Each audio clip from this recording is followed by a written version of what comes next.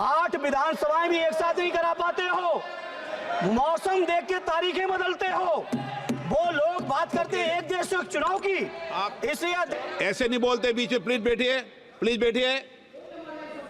ऐसे बीच में नहीं बोलते हैं। क्यों सफर करेंगे? अरे चर्चा कर लेना। अरे कुछ नहीं बचा है, कुछ नहीं बचा है आपके पास। एलिया जी, सदन। धर्मेंद्र यादव। धन्यवाद अध्यक्ष जी। मैं इस संविधान के 129वें संशोधन अधिनियम के विरोध के लिए खड़ा हूं। अध्यक्ष जी, मैं समझ नहीं पा रहा हूं, अभी 2 दिन पहले संविधान को बचाने की, संविधान की गौरवशाली परंपराएं की कस्में खाने में कोई कमी नहीं रखी। 2 ही दिन के अंदर संविधान की जो हमारी मूल भावना है, 2 ही दिन के अंदर संविधान का जो हमारा बेसिक स्ट्रक्चर है, 2 ही दिन के अंदर संविधान का जो हमारा संघीय ढांचा है, उसको खत्म करने के लिए संविधान संशोधन बिल लाए हैं।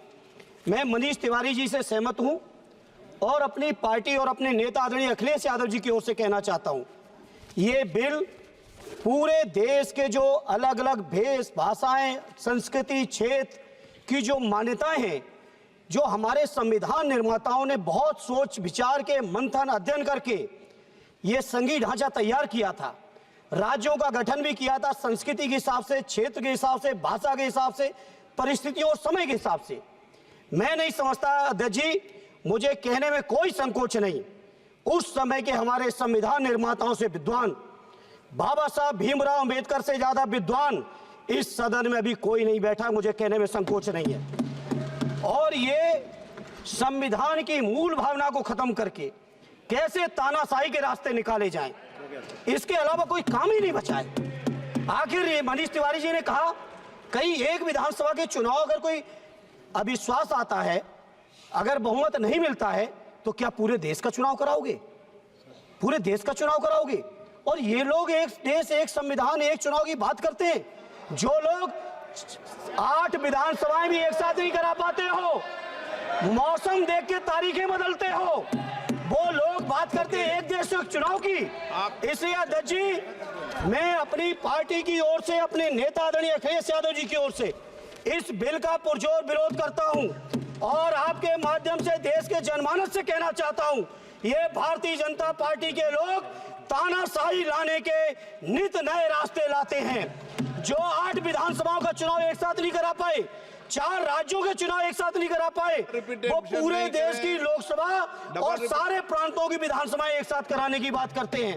मैं पूछना चाहता हूं सरकार से, अगर एक प्रांत के अंदर सरकार गिरती है तो क्या पूरे देश की लोकसभा के चुनाव कराओगे? क्या अगर लोकसभा के चुनाव के चक्कर में उस प्रांत के लोग क्यों सफर करेंगे? अरे चर्चा कर लेना। अरे कुछ नहीं बचा है, कुछ नहीं बचा है आपके पास। एलिया जी, सदन को थोड़ा सा सिस्टम में लाएं। अध्यक्ष जी, आपसे अनुरोध है, आपके माध्यम से सरकार से अनुरोध है, जनता ने बड़ी उम्मीदों के साथ हम सबको भेजा है और हम सब लोगों की जिम्मेदारी है, ये संविधान विरोधी, संघीय ढांचे विरोधी, बेसिक स्ट्रक्चर विरोधी कई केसों की चर्चा की मनीष तिवारी जी ने, मैं उनके साथ जोड़ते हुए माननीय सर्वोच्च न्यायालय की भावनाओं के विरोधी, गरीब विरोधी, दलित विरोधी, पिछड़ा विरोधी, मुसलमान विरोधी, इस नीयत को वापस लो, ये अध्यक्ष जी आपके माध्यम से मेरी आपसे प्रार्थना है। बहुत बहुत धन्यवाद। एक मिनट प्लीज। माननीय सदस्यगण, हम संसद के अंदर हर विषय की अलग अलग प्रक्रिया होती है। जब राष्ट्रपति भाषण होता है, जब बोलने की प्रक्रिया अलग होती है। संविधान पर उसकी 75 वर्ष की चर्चा पर जब विषय अलग होता है। आप जिस बिल का विधेयक पर विरोध कर रहे हैं, वो नियम 72 के तहत विरोध कर रहे हैं। तो मेरा आप सबसे आग्रह है कि हम संसद की मर्यादा, परंपरा, उसकी चर्चा को उच्च कोटि की बनाए, तो नियमों के तहत 72 में के परिप्रेक्ष्य में आप 1 मिनट प्लीज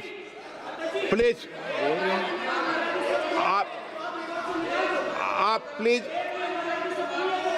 एक मेरा ये आग्रह है, ऐसे नहीं बोलते बीच में, प्लीज बैठिए, प्लीज बैठिए, ऐसे बीच में नहीं बोलते हैं।